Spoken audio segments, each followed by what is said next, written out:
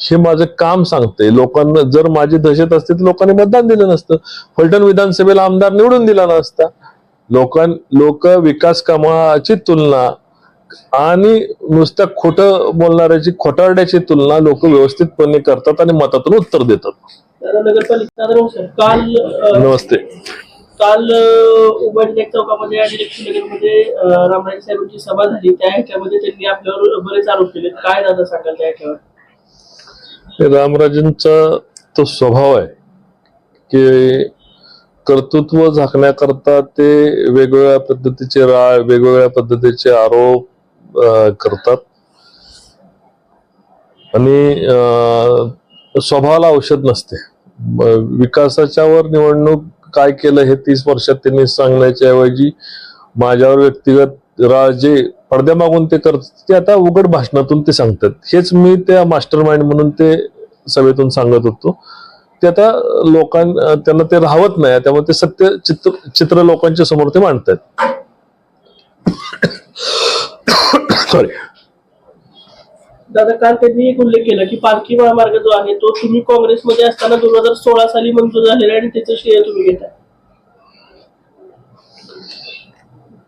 पालखी महामार्गाचा जो विषय आहे तो मी लोकसभेमध्ये गेले होते, जी मंजूर झाली ती जरूर त्या विषयावर त्याच्यावर चर्चा झाली होती की अशा प्रकारचा महामार्ग बनवला पाहिजे. पण त्याला सत्यात आणणं आणि त्याला सत्यात आणून त्याला वास्तवात त्याचं रूपांतर करणं हे काम आदरणीय गडकरी साहेबांनी त्यांच्या भाषणातही सांगितलेलं आहे. माननीय मोदीजींच्या सभेत पण त्यांनी सांगितलेलं आहे. आणि आज नव्याने तुम्हाला सर्वांना मला आनंदाची बातमी सांगायची, आजच्या सर्व पेपरला वाटलं असेल तर पुणे बंगलोर महामार्गाला आता मंजुरी केंद्र सरकारची मिळालेली आहे आणि त्याचा पहिल्या टप्प्याचं भूमिपूजन सुद्धा येणाऱ्या महिन्याभरात होतं.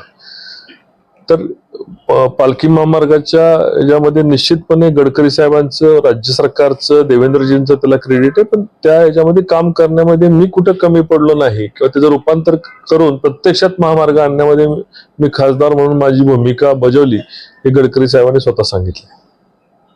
दादा, 5 वर्ष तुम्ही खासदार होता, तुम्ही अतिशय चांगल्या प्रकारे कामं केली. जर जनतेने तुम्हाला फलटण नगरपालिकेची सत्ता दिली तर तुम्ही 35 वर्षाचा अनुशेष कसा भरून काढणार आहात? फलटण शहराच्या विकासाची ब्ल्यूप्रिंट आपण तयार केलेली आहे, ज्याच्यामध्ये पहिल्या प्रथम आपण जर बघितलं तर शहरामध्ये जाणारा मध्यवर्ती भागातून कॅनॉल जातोय. शहरामध्ये 2 भागामध्ये, सोमवार पेठ आणि फलटणला 2 भागामध्ये विभागले.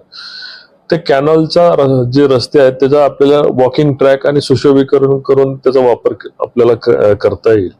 याचबरोबर शहरामधले बहुतांशी रस्ते आपल्याला, जशा आता 75 कोटी रुपयाचा हा जोडमार्ग आपण शहरामधून घेतलाय, तशाच प्रकारचे कॉन्क्रीटचे रोड आपल्याला निर्माण करावे लागतील. उच्च दाबाच्या पाईपलाईन्स शहरामध्ये टाकून वेगवेगळ्या ठिकाणी पाण्याचा जो कमी दाब किंवा जास्त दाब अशा समस्या होतात, त्याचं इक्विटेबल डिस्ट्रीब्युशन पाण्याचं करावं लागेल आपल्याला. आणि रस्ते, पाणी, गटार आणि त्याच्याबरोबर पाणी, त्याच्यावर मैला प्रक्रिया, ह्या सुविधा फलटणसाठी निर्माण कराव्या लागतील. ठिकठिकाणी गार्डन्स, ठिकठिकाणी आपण ज्या ठिकाणी व्यायामशाळा, ज्या ठिकाणी महिलांसाठी जिम, नव्याने निर्माण केलेलं तारांगण, नव्याने होत असलेलं सिटी हॉस्पिटल, नव्याने होत असलेलं मतपुरा पेठ येथील स्टेडियम, या संकल्पना नुसत्या चालू करून चालणार नाहीत, तर त्याला यशस्वीपणे त्याचं राबवणं हे सुद्धा या येणाऱ्या काळामधलं उद्दिष्ट असणार. कालच्या सभेमधून रेल्वे संदर्भातही खिल्ली उडवण्याचं काय केलं? भविष्याची दूरदृष्टी ज्या लोकांना असते ते अशा प्रकारची टीका टिप्पणी करत नाहीत. रेल्वे ही फलटण लोणंद जी चालू झाली, त्याच्यानंतर फलटण पुणे चालू झाली, आता फलटण बारामती अंतिम टप्प्यामध्ये आलेले आहे. येणाऱ्या 1 वर्षभरामध्ये फलटण बारामती रेल्वे चालू होईल. येणाऱ्या 1 वर्ष 1.5 वर्षाच्या काळामध्ये फलटण पंढरपूर होईल. आणि ज्या पद्धतीने दक्षिणेला जाणार आणि दक्षिणेकडे उत्तरेला जाणाऱ्या गाड्या सगळ्या फलटण मधून जेव्हा धावायला लागतील, तेव्हा दळणवळणाची साधनं झाली तर उद्योगधंदे येतात. याचबरोबर लोकांना कमी, आज रेल्वेचं तिकीट 25% एसटी पेक्षा लोकांना कमी किमतीमध्ये लोकांना तिकीट मिळते. आणि दक्षिणेकडे जायला किंवा उत्तरेकडे जायला, दिल्लीला जायला लोकांना सुविधा उपलब्ध. आणि फलटणची विकास वाढ हे त्या रेल्वेमुळे प्रचंड मोठ्या प्रमाणात जंक्शन होत असल्यामुळे प्रचंड मोठ्या प्रमाणात याला लॉंग टर्म व्हिजिबिलिटी असं म्हणतात. टीका करणं हे खूप सोपं आहे, पण त्याला एक दूरदृष्टी ठेवून आपल्या शहराला काय कमी आहे आणि रेल्वेमुळे अनेक शहरांचे विकास झालेले आहेत हे भारतासमोरचं चित्र आपल्याला नाकारता येते का? दादा या याच्यामध्ये अजून एक मुद्दा केला जातो की आपण दहशतीनं कार्यकर्ते राज्यगटातले तुमच्याकडे घेत आहे, तर त्याबद्दल दादा काय सांगाल आपण? जे कार्यकर्त्यांचा प्रवेश भारतीय जनता पार्टीत किंवा राष्ट्रवादीमध्ये झालेला आहे त्या कार्यकर्त्यांना जाऊन लोकांनी विचारावं.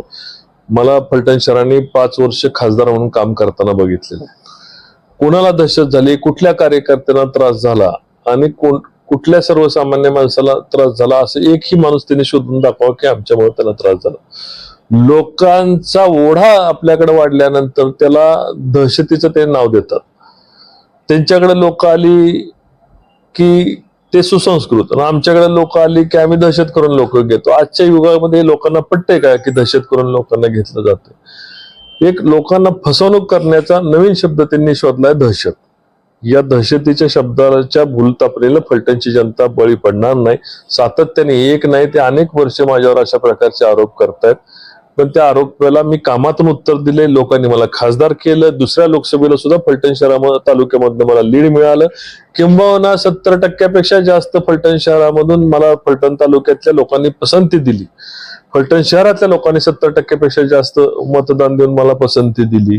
हे माझं काम सांगते. लोकांना जर माझी दहशत असते तर लोकांनी मतदान दिलं नसतं. फलटण विधानसभेला आमदार निवडून दिला नसता. लोक विकास कामाची तुलना आणि नुसत्या खोटं बोलणाऱ्याची, खोटारड्याची तुलना लोक व्यवस्थितपणे करतात आणि मतातून उत्तर देतात. दादा नगरपालिकेच्या मतदानाला अवघे 5 ते 6 दिवस राहिले, तर आपण फलटणच्या जनतेला काय सांगा? फलटणच्या जनतेला एवढंच सांगणार आहे की जे विकासाचा दृष्टिकोन आपण ठेवून चाललोय, आपण कुणाची रेग पुसायला आपण चाललेलो नाही. आपली रेग आपली वाढली पाहिजे. फलटण बारामतीला लोक खरेदीला जातात. फलटण शहरामधल्या व्यापाऱ्यांच्या दुकानं आज ओस पडायला लागलेली आहेत. सिनेमागृह तिथं चांगले चाललेत, रेस्टॉरंट तिथं चांगले चाललेत, रस्ते तिथं चाललेत. फलटण शहराचा ओढा खरेदीला बारामतीला जातो. तो थांबवायचा असेल तर आपल्याला बारामतीची बरोबरी करून चालणार नाही. आपल्याला बारामती सारखं आपल्याला शहर करावं लागणार आहे, जेणेकरून शेतकरी आपल्याकडे खरेदीला आपल्याकडे येतील, व्यापाऱ्यांची आपली उन्नती होईल आणि एकंदर शहराचा दर्जा हा शेजारच्या शहराप्रमाणे केला तर लोकांचा आपल्याकडचा बघण्याचा दृष्टिकोन निश्चितपणे चांगला होईल. शहरात फलटण शहराचा माझ्यावर विश्वास आहे आणि मी शब्द त्यांना दिलाय की आपण फलटण बारामती सारखी करू. बारामती सारख्या सुविधा आपण या ठिकाणी आणून त्या दृष्टीने आपण वाटचाल केली. फलटण पोलीस स्टेशन बघा, फलटण शहरामधला आपण पालखी महामार्ग, आरटीओ ऑफिस मंजूर केले, दिवाणी न्यायालय मंजूर केले, या ठिकाणी सेशन कोर्ट मंजूर केलेलं आहे. त्याचबरोबर नव्याने आता प्रशासकीय भवन होते, त्या महसूल भवन नव्याने होते. याबरोबर आपण टाउन प्लॅनिंगची सुविधा आता फलटणमध्ये या ठिकाणी मागतोय. अपर जिल्हाधिकारी कार्यालय फलटणला मागतोय. फलटणची वाढ वेगाने करण्याकरता एवढ्या सुविधा जर असल्या तर आसपासच्या तालुक्यामधनं सुद्धा लोक आपल्याकडे